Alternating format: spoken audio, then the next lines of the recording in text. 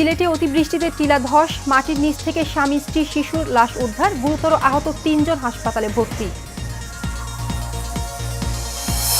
বিএনপির দুর্নীতি নিয়ে কথা বলে গণমাধ্যম তা প্রকাশ করে না, অভিযোগ কাদেরের। ঢাকার নেতাদের নিয়ে সমন্বয় সভা। এবং আশ্রয় প্রকল্পের ঘর পাচ্ছে আরো 18,500 পরিবার, গৃহহীন মুক্ত হচ্ছে 70 উপজেলা, হস্তান্তর করবেন প্রধানমন্ত্রী।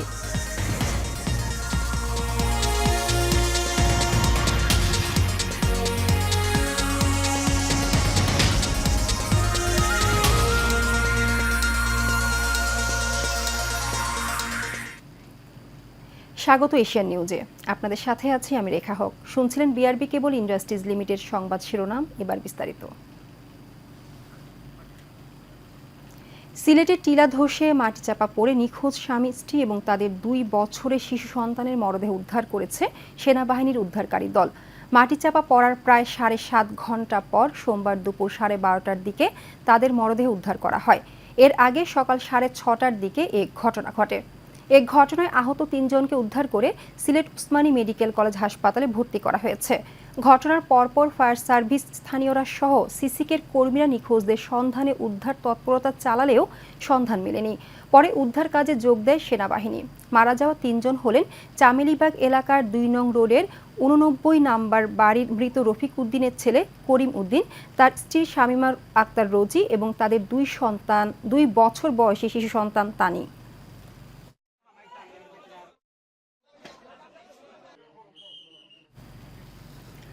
দুই দেশের প্রধানমন্ত্রীর নেতৃত্বে ভারত বাংলাদেশের সম্পর্ক নতুন উচ্চতায় উন্নীত হয়েছে, এমনটাই জানিয়েছেন পররাষ্ট্রমন্ত্রী ডক্টর হাসান মাহমুদ। শপথের পরপরই নবনির্বাচিত প্রধানমন্ত্রী নরেন্দ্র মোদীর সঙ্গে বৈঠকে ভবিষ্যতের দিনগুলোতে দুই দেশের সম্পর্ক আরও গভীর হবে বলে আশাবাদ ব্যক্ত করেছেন প্রধানমন্ত্রী শেখ হাসিনা। নয়াদিল্লিতে প্রধানমন্ত্রীর সফর নিয়ে ব্রিফিংয়ে এসব কথা জানান পররাষ্ট্রমন্ত্রী। হাসান মাহমুদ আরও বলেন, দুই দেশের সম্পর্কের মাধ্যমে উভয় দেশের মানুষই উপকৃত হচ্ছে, বিশেষ করে যোগাযোগ এবং অন্যান্য ক্ষেত্রে। ভবিষ্যতের দিনগুলোতেও বহুমাত্রিক সম্পর্ক আরও বিস্তৃত হবে। বাংলাদেশ ভারতের গভীর আন্তরিকতাপূর্ণ সম্পর্ক আরও গভীর হবে।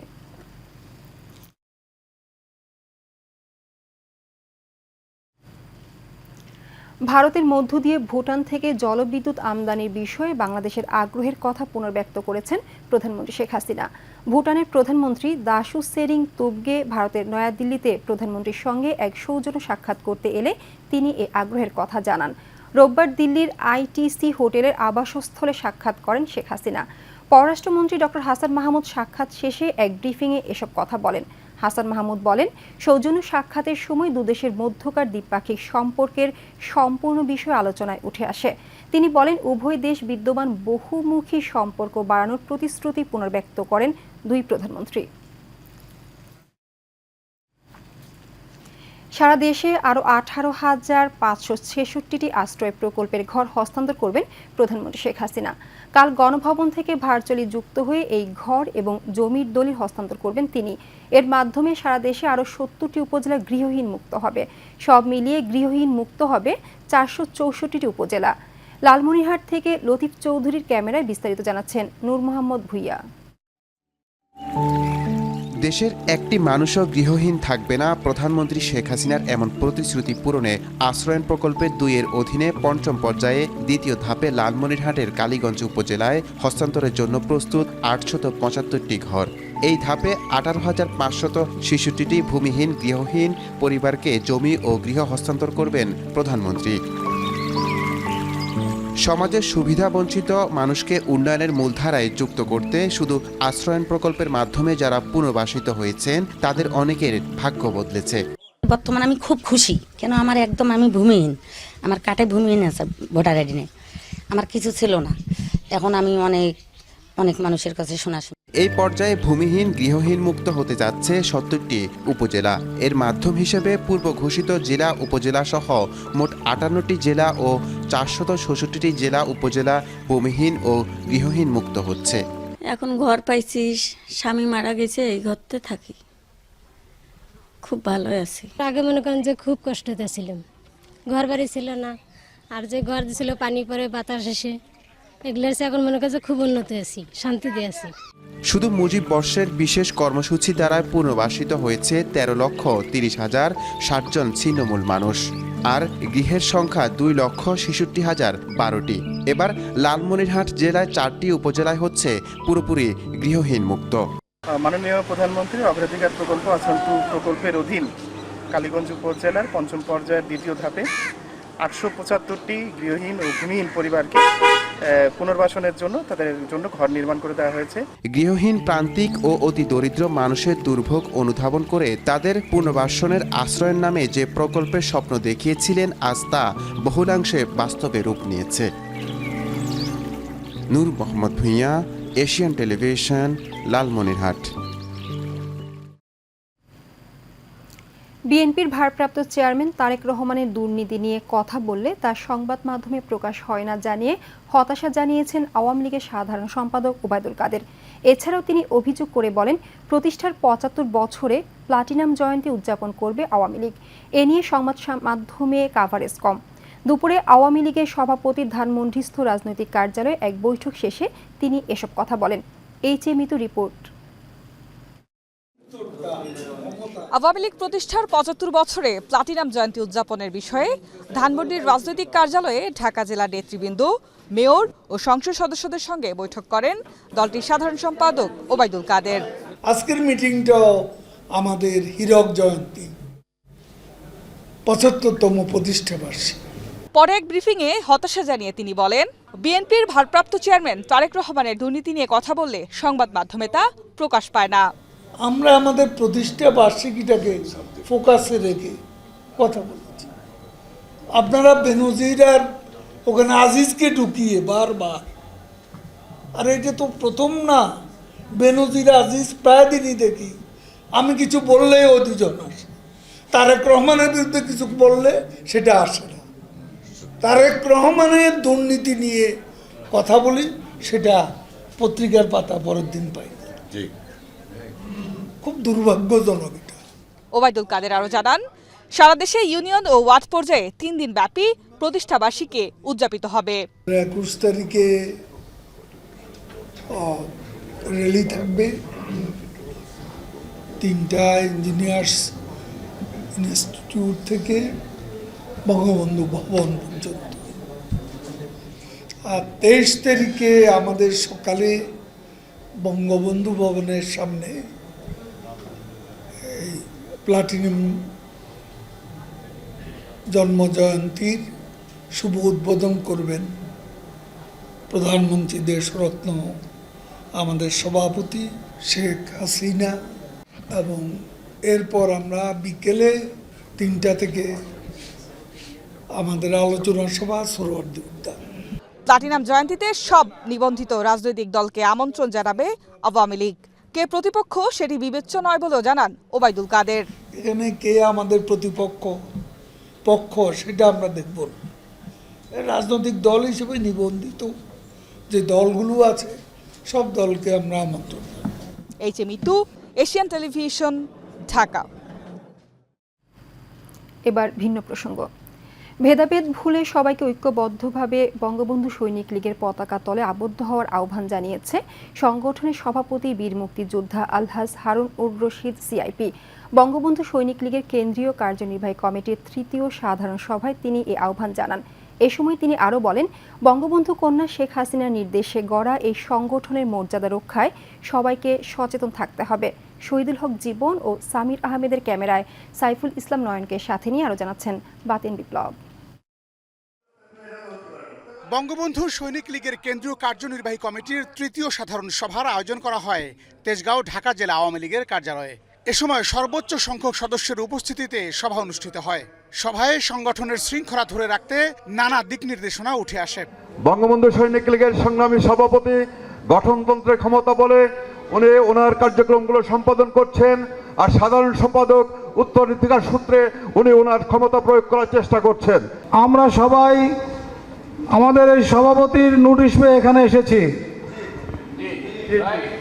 যেহেতু আমরা এই সভাপতির 3য় সভা আহ্বান করেছেন, সেই সভায় আমরা উপস্থিত হয়েছি, তাই আমি মনে করি এই সভা পঞ্চম সভা না তৃতীয় সভা এ নিয়ে আর বিতর্ক করার কোনো কিছু নাই।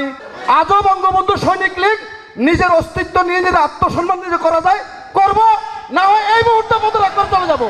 কারো কাছে মাথা বিক্রি করি নাই, অনৈতিক কথা কেউ বলবেন না।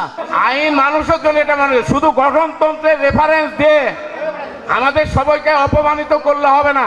যারা আপনাদেরকে মিসগাইড করছে, মিটিং যে কোনো ধরনের মিটিং হোক 101-এর ভিতরে কুরাম ফিল আপ করার জন্য একটা পার্সেন্টেজ থাকে, যেটা আমার মাননীয় প্রধানমন্ত্রী বাংলাদেশ আওয়ামী লীগের কেন্দ্রীয় কমিটির মিটিংয়েও সেই পার্সেন্টেজ হলেও মিটিংকে কুরাম পূরণ হলে মিটিং বলে পরিগণিত হবে। সংগঠনের সভাপতি আলহাজ হারুনুর রশিদ সিআইপির নেতৃত্বে সম্মেলন অনুষ্ঠিত হওয়ার পর থেকে বীর দর্পে এগিয়ে চলছে বঙ্গবন্ধু সৈনিক লীগ। চলমান সময়ে কিছু বিচ্ছিন্ন ঘটনা নিয়ে সবাইকে সতর্ক করেন কার্যনির্বাহী কমিটির সভাপতি, যা তৃতীয় সাধারণ সভায় পাঠ করেন যুগ্ম সাধারণ সম্পাদক শাহ রেজাউল মাহমুদ। সভাপতির অনুমতিক্রমে সাধারণ সম্পাদক মহোদয়কে গত 16/5/2024 তারিখে প্রদত্ত চিঠি আমি হাউজের সামনে পড়ে শোনাচ্ছি। সেক্রেটারি সাহেবকে অ্যাড্রেস করা আছে। বিষয় বঙ্গবন্ধু সৈনিক লীগ ঢাকা মহানগর উত্তর দক্ষিণের প্রথম যৌথ সম্মেলনে যোগদান করেন প্রসঙ্গ। প্রিয় জনাব তামজিদ বিন রহমান দুর্য, আপনি গতকাল বাংলাদেশ আওয়ামী লীগের সভাপতির ধানমন্ডিস্থ কার্যালয়ে গিয়ে দলের সাধারণ সম্পাদক জননেতা জনাব ওবায়দুল কাদের এমপি এবং প্রচার ও প্রকাশনা সম্পাদক ডক্টর আব্দুস সোবহান গোলাপের নিকট সাক্ষাৎ করে বঙ্গবন্ধু সৈনিক লীগের কার্যনির্বাহী কমিটির সভাপতি তথা আমার বিরুদ্ধে কতিপয় বানোয়াট ভিত্তিহীন অভিযোগ করেন। তৎপরিপ্রেক্ষিতে জনাব ওবায়দুল কাদের এমপির নির্দেশে ডক্টর আব্দুস সোবহান গোলাপ তাৎক্ষণিকভাবে আপনার উপস্থিতিতে আমাকে ফোন করে আজ আপনার দেওয়া সময় অনুযায়ী 16/5/2024 তারিখ বিকাল 4টায় দলের সভাপতির কার্যালয়ে যৌথ আলোচনার জন্য সময় নির্ধারণ করে দেন এবং পরবর্তীতে আপনিও আমাকে টেলিফোন করে যৌথ ভাবে দলের নেতাদের সাথে বসার বিষয়টি নিশ্চিত করেন। তদনুযায়ী আজ নির্ধারিত সময় আমি এবং আব্দুস সোবহান গোলাপ পার্টি অফিসে আপনার জন্য অপেক্ষা করতে থাকি। আমরা রাত 8টা পর্যন্ত অপেক্ষা করে বাংলাদেশ আওয়ামী লীগের সাধারণ সম্পাদক জননেতা ওবায়দুল কাদের এমপির সাথে সাক্ষাৎ করি। ততক্ষণ পর্যন্ত আপনি ওই সভায় আসেনি। যা আওয়ামী লীগের সাধারণ সম্পাদক ও প্রচার প্রকাশনা সম্পাদক বাংলাদেশ আওয়ামী লীগের নেতৃবৃন্দকে তুচ্ছতা ছিল করার সামনে।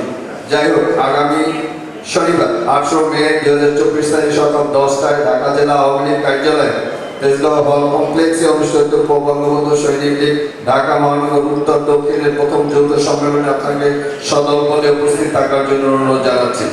একটা কথা মনে রাখা দরকার, রাগ ক্ষোভ কোনোদিন কোনো কাজে সফলতা আসে না। তাই আসুন রাগ ক্ষোভ ভুলে গিয়ে আগামী দিনে বঙ্গবন্ধু সৈনিক লীগকে সুসংগঠিত করে মাননীয় প্রধানমন্ত্রী জননেত্রী শেখ হাসিনার হাতকে শক্তিশালী করার মানুষে আমরা একত্রিত হয়ে কাজ করি। জয় বাংলা, জয় বঙ্গবন্ধু। পুঙ্খানুপুঙ্খভাবে গঠনতন্ত্র মেনে এগিয়ে চলা বঙ্গবন্ধু সৈনিক লীগে কোনো ষড়যন্ত্রকারী যাতে ঠাঁই না পায় সে বিষয়ে দিক নির্দেশনা দেন আলহাজ হারুনুর রশিদ সিআইপি। সে কোনো রকমে বলছে, আমি সম্মেলনের কথা ওই হোটেলে যে বসছিলাম সেখানে অনেকক্ষণ আলাপ হয়েছে, আমি কালকে বুঝা বলবো।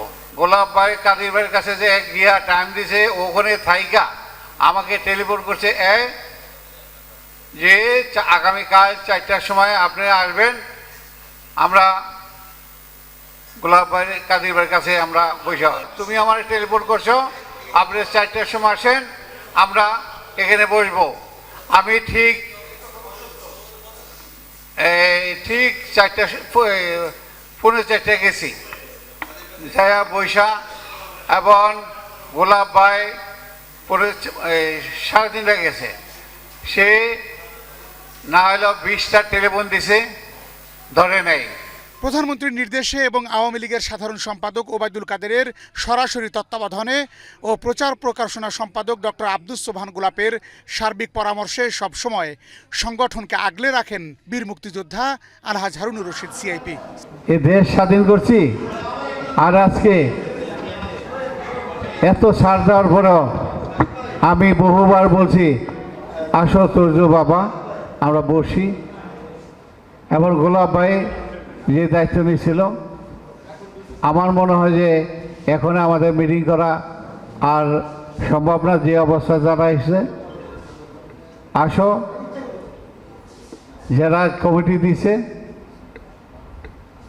তাদের কাছে চলো, বসি, সমাধান। আমি দেখতেছি যে অবস্থা দাঁড়ায় গেছে সমাধান হবে না। তুমি একটা ভুল করছো দেখা আজকে অবস্থা। তিনি আগামীর স্মার্ট এবং উন্নত বাংলাদেশ বিনির্মাণে নেতাকর্মীদের সকল ভেদাভেদ ভুলে ঐক্যবদ্ধ থাকার আহ্বান জানান। এ সময় সাধারণ সম্পাদক তামজিদ বিন রহমান তুর্য সহ কেন্দ্রীয় নেতারা উপস্থিত ছিলেন। বিপ্লব, এশিয়ান টেলিভিশন, ঢাকা।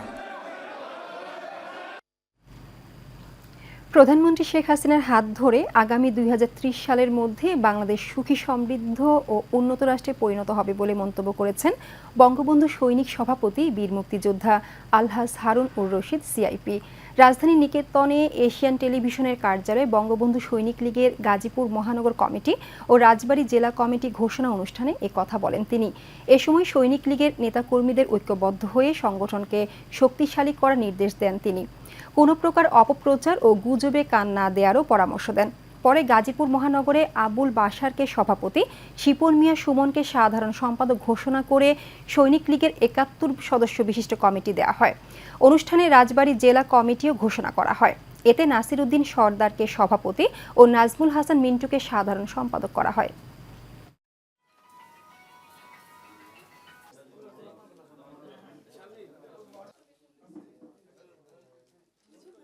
আমি যদি ভালো কাজ করতে পারি আজীবন মনে থাকবে। যেমন জাতির পিতা কাজ করে গেছে, দেশ দিয়ে গেছে, জাতির পিতার জন্য আমরা দোয়া করি, মাননীয় প্রধানমন্ত্রীর জন্য দোয়া করি। এই আপনারা কাজ করবেন, মাননীয় প্রধানমন্ত্রীর হাতকে শক্তিশালী করার জন্য আপনারা কাজ করবেন। রাজধানীর মুগদা বিশ্ব রোড থেকে মান্ডা পর্যন্ত চলমান সড়ক প্রশস্ত কাজে উচ্ছেদ অভিযান পরিচালনা করছে কর্তৃপক্ষ। স্থানীয়দের অভিযোগ, আদালতে নিষেধাজ্ঞার পর ভাঙচুর করা হচ্ছে বাড়িঘর আর দোকানপাট। এ নিয়ে হাইকোর্ট রিট করলে আদালত উচ্ছেদ অভিযান স্থগিত করার আদেশ দেন। কিন্তু আদালতের আদেশ অমান্য করে স্থানীয় কাউন্সিলর মোহাম্মদ সিরাজুল ইসলামের নেতৃত্বে উচ্ছেদ অভিযান চালানো হচ্ছে বলে অভিযোগ এলাকাবাসীর। যদিও কাউন্সিলরের দাবি, সিটি কর্পোরেশন নির্দেশনায় উচ্ছেদ অভিযান পরিচালনা করা হচ্ছে।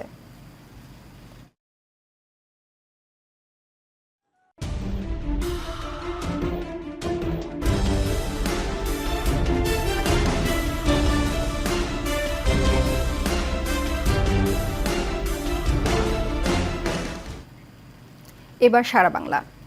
সৌদি আরবের খেজুর বাগান এখন দেশের ফরিদপুরে।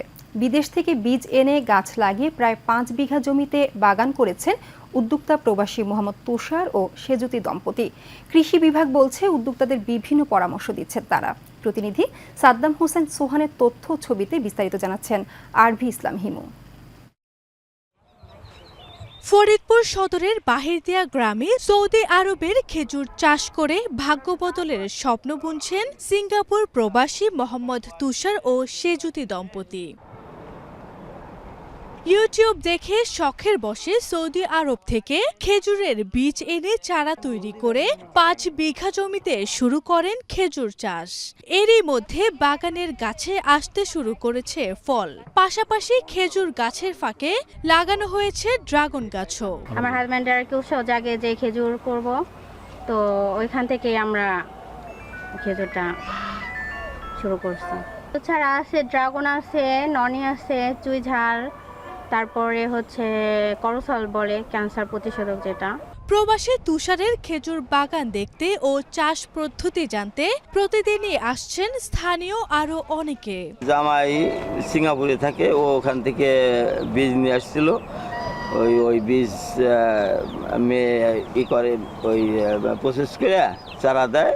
শহরের পাশে আমি কিছুদিন আগে শুনছি যে এখানে একটা খেজুর বাগান হয়েছে, তো আজকে সুযোগ পাইছি যে দেখতে যাব, তাই এসে এখানে দেখলাম, যা খুব ভালো লাগছে। ফরিদপুর জেলায় ফার্স্ট দেখলাম একটা বাগান বাড়ি, তো মাঝে মাঝে আসি আমরা এখানে ঘুরতে। একজন মহিলা উদ্যোক্তা হিসেবে অনেক দূরে এগিয়ে গেছেন এবং তিনি বিদেশি প্রজাতির খেজুর আমাদের ফরিদপুরের মাটিতে চাষ করতেছেন, এটা দেখার জন্য আমি এখানে আসছি। এদিকে খেজুর বাগানের পরিচর্যায় বিভিন্ন পরামর্শ দিচ্ছে স্থানীয় কৃষি বিভাগ। আমাদের চেষ্টা থাকবে যে এটা যেন আরো ব্যাপক বৃদ্ধি পায়, এর সাথে আমাদের উদ্যোক্তা কৃষক তৈরি হয় তাদের ফলন বাড়ে এবং এ দিয়ে আমাদের দেশের চাহিদা আমরা পূরণ করতে পারি। এইবারে কৃষি বিভাগ সার্বিক সহযোগিতা করে যাবে, তাদেরকে প্রশিক্ষণ দিবে, তাদেরকে উদ্বুদ্ধ করবে, তাদের প্রোডাক্টটা বিক্রি করতে হেল্প করবে, কীভাবে তারা প্রসেসিং করতে হবে সেভাবে তাদেরকে হেল্প করা হবে। কৃষক পর্যায়ে খেজুর চাষে বার্তা পৌঁছে দিলে এটি ছড়িয়ে পড়বে পুরো দেশেই। লাভজনক এই চাষে কৃষকরা আগ্রহী হয়ে উঠবে বলে মনে করেন সংশ্লিষ্টরা। আরভি ইসলাম হিমু, এশিয়ান টেলিভিশন। মুক্তিযুদ্ধের সার্টিফিকেট, দালিলিক প্রমাণ সহ সবকিছু থাকার পরও মিলছে না সরকারি সাহায্য ও অনুদান। অসহায় এই বীর মুক্তিযোদ্ধার নাম আব্দুর রাজ্জাক। বরগুনা জেলার পাথরঘাটা উপজেলার কালীপুর গ্রামে মৃত জয়নাল আবেদিনের ছেলে আব্দুর রাজ্জাক কাগজে কলমে বীর মুক্তিযোদ্ধা হলেও পাচ্ছেন না মুক্তিযোদ্ধার স্বীকৃতি। তিনি বলেন, সকল আত্মত্যাগের বিনিময়ে দেশটাকে স্বাধীন করেছি, এখন আমরাই দেশের কাছে অবহেলিত। বছরের পর বছর সকলের দ্বারে দ্বারে ঘুরেও কোনো সমাধান পাননি বলেও জানান তিনি। মুক্তিযোদ্ধার স্বীকৃতি ও অধিকার আদায়ে মৃত্যুর আগ পর্যন্ত লড়াই করবেন বলে জানান বীর মুক্তিযোদ্ধা আব্দুর রাজ্জাক। যত সার্টিফিকেট, প্রমাণপত্র, দলিলপত্র আমার কাছে সংরক্ষিত আছে। এবার কোরবানির প্রস্তুতির খবর। ডুমুরিয়া উপজেলায় চাহিদার তুলনায় 52,000-এর বেশি কোরবানির পশু প্রস্তুত করা হয়েছে। খামারিরা বলছেন, উপজেলা প্রাণী সম্পদ অফিসের পরামর্শে প্রাকৃতিক উপায়ে পশু মোটা তাজাকরণ করেছেন। উপজেলার চাহিদা মিটিয়ে এখন তারা বাড়তি পশু রাজধানী ঢাকা সহ দেশের বিভিন্ন জেলায় বিক্রি করার প্রস্তুতি নিচ্ছেন। খুলনা ডুমুরিয়া প্রতিনিধি মোহাম্মদ আক্তারুজ্জামান লিটনের প্রতিবেদনে বিস্তারিত জানাচ্ছেন আরভি ইসলাম হিমু।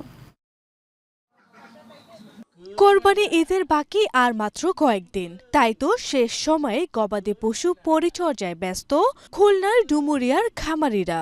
তবে এবছর সবার নজর কেড়েছে মিক্সিমিল গ্রামের 40 মণ ওজনের বিগ বস নান্টু। আমরা এই গরুটা অনেক যত্ন করে মানুষ করেছি, একেবারে ছেলে মেয়ের মতোই মানুষ করেছি। আগামীতে আমি বড় ধরনের একটা খামার করব প্রাণী সম্পদ অধিদপ্তরের পৃষ্ঠপোষকতায়। হ্যাঁ, এত বড় গরু আমি কোনোদিনও দেখিনি, আর আমি গরুটা দেখতে প্রতিদিন আসি। আর খামারিরা বলছেন, গোখাদ্যের দাম বাড়ায় এবার গরু পালনে খরচ বেশি হয়েছে। তবে ভারতীয় গরু প্রবেশ না করলে লাভের আশা তাদের। খাদ্যর যে দাম, গোখাদ্যর, এই খাদ্যের সাথে তুলনা করে এখন গরু পোষায় আমাদের লসের বেশি পড়ে এখন বর্তমানে। আমার গরুগুলো এবার কুরবানিতে আমি ছাড়ছি লাইভ ওয়েটে 570 দেশাল এবং শায়াল, আর 530 টাকা হচ্ছে জার্সি গরু। বাংলাদেশে ভারতীয় গরু ঢোকে তাহলে খামারিরা লাভবান হতে পারবে না, লস হবে। আর যদি ভারতীয় গরু না ঢোকে সেক্ষেত্রে খামারিরা একটু লাভের মুখ দেখতে পারে। এদিকে প্রাকৃতিক উপায়ে গবাদি পশু পালনে খামারিদের নানা পরামর্শ দিচ্ছে উপজেলা প্রাণী সম্পদ বিভাগ। আমাদের পরামর্শক্রমে প্রাকৃতিকভাবে খাবার খাওয়াইয়ে লালন পালন করছে। তারা কোনো কোম্পানির খাবার খাওয়ায়নি, তারা নিজেরাই দানাদার খাবারের মিশ্রণ তৈরি করে খেয়েছে। এবছর ডুমুরিয়া উপজেলায় কোরবানির জন্য 75,000 গবাদি পশু প্রস্তুত করা হয়েছে। আরভি ইসলাম হিমু, এশিয়ান টেলিভিশন। জানাবো আন্তর্জাতিক সংবাদ। ফ্রান্সে পার্লামেন্ট ভেঙে দিয়েছেন দেশটির প্রেসিডেন্ট ইমানুয়েল ম্যাক্রো। একই সঙ্গে দেশটিতে আগাম নির্বাচনের ঘোষণাও দিয়েছেন তিনি। সদ্য সমাপ্ত ইউরোপীয় ইউনিয়নের নির্বাচনে খারাপ ফলের জেরেই হঠাৎ সংসদীয় নির্বাচনের এই ঘোষণা দেওয়া হলো। হঠাৎ এই ধরনের সংসদীয় নির্বাচনকে স্ন্যাপ লেজিসলেটিভ ইলেকশন বলা হয়। জাতির উদ্দেশ্যে দেওয়া ভাষণে প্রেসিডেন্ট ম্যাক্রো জানিয়েছেন, আগামী 30 জুন ফ্রান্সে প্রথম দফায় সংসদের নিম্নকক্ষে নির্বাচন অনুষ্ঠিত হবে, আর দ্বিতীয় দফায় ভোট হবে আগামী 7 July.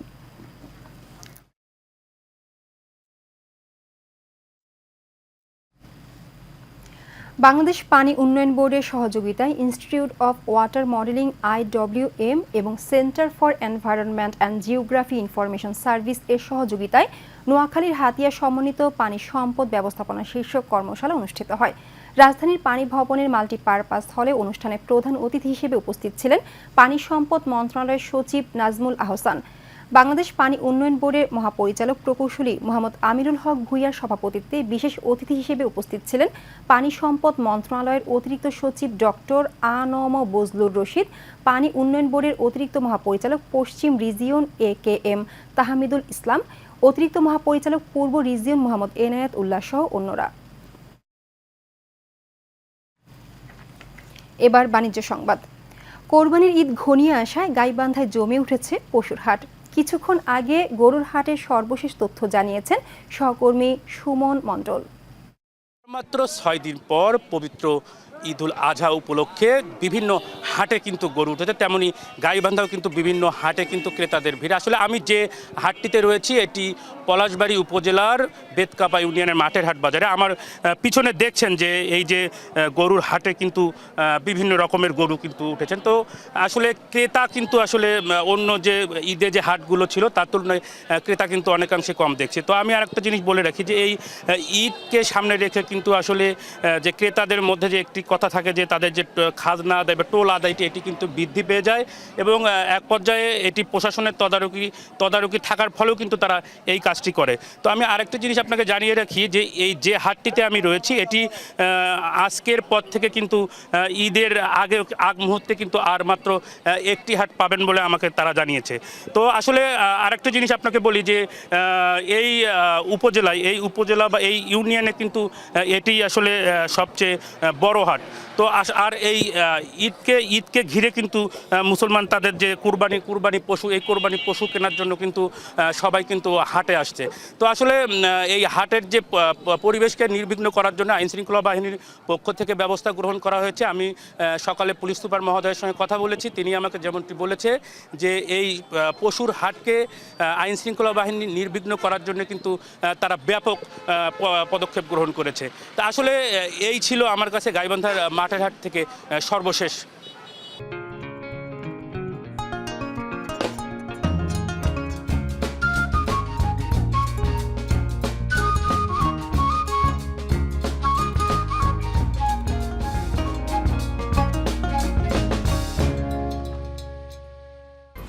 HM Expert B500 CWR স্বাধীনতার সুবর্ণ জয়ন্তীতে নতুন বাংলাদেশ গড়ার প্রত্যয়।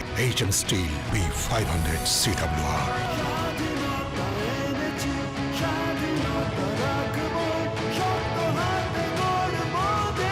HM Steel। HM Steel Chittagong সংবাদ। চট্টগ্রামে বেসরকারিভাবে মহিলা ফুটবল টুর্নামেন্টের আয়োজন করা হয়েছে। নগরীর প্রয়াত বিশিষ্ট শিল্পপতি ও ব্যবসায়ী মোহাম্মদ নাসির উদ্দিন ফাউন্ডেশনের পৃষ্ঠপোষকতায় NSD স্পোর্টস কমপ্লেক্সে অনুষ্ঠিত এই টুর্নামেন্টে বিভিন্ন জেলা থেকে মহিলা ফুটবলাররা অংশগ্রহণ করে।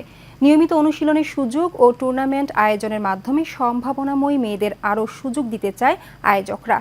ক্রীড়া সংশ্লিষ্টরা বলছেন, মৃতপ্রায় ফুটবলকে পুনরুজ্জীবিত করতে এটা অনন্য এক উদ্যোগ।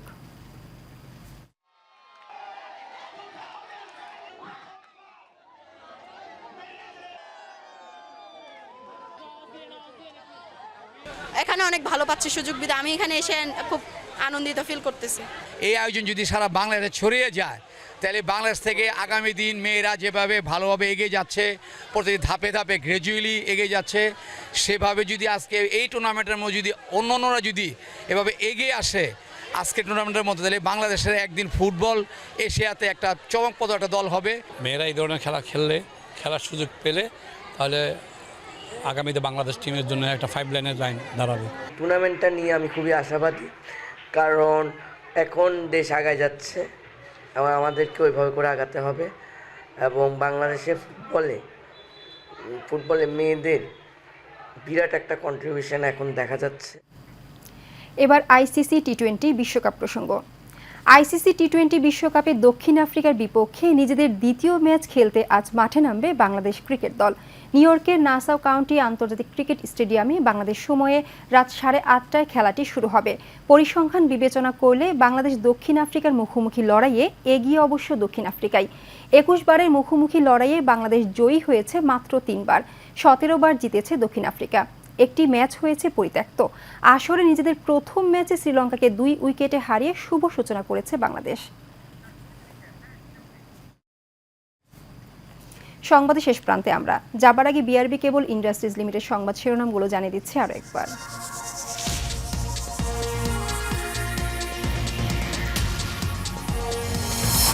সিলেটে অতিবৃষ্টিতে টিলা ধস, মাটির নিচ থেকে স্বামী স্ত্রী শিশুর লাশ উদ্ধার, গুরুতর আহত 3 জন হাসপাতালে ভর্তি। বিএনপির দুর্নীতি নিয়ে কথা বলে গণমাধ্যম তা প্রকাশ করে না, অভিযোগ কাদেরের। ঢাকার নেতাদের নিয়ে সমন্বয় সভা। এবং আশ্রয়ণ প্রকল্পে ঘর পাচ্ছে আরও 18,500 পরিবার, গৃহহীন মুক্ত হচ্ছে 70 উপজেলা, হস্তান্তর করবেন প্রধানমন্ত্রী।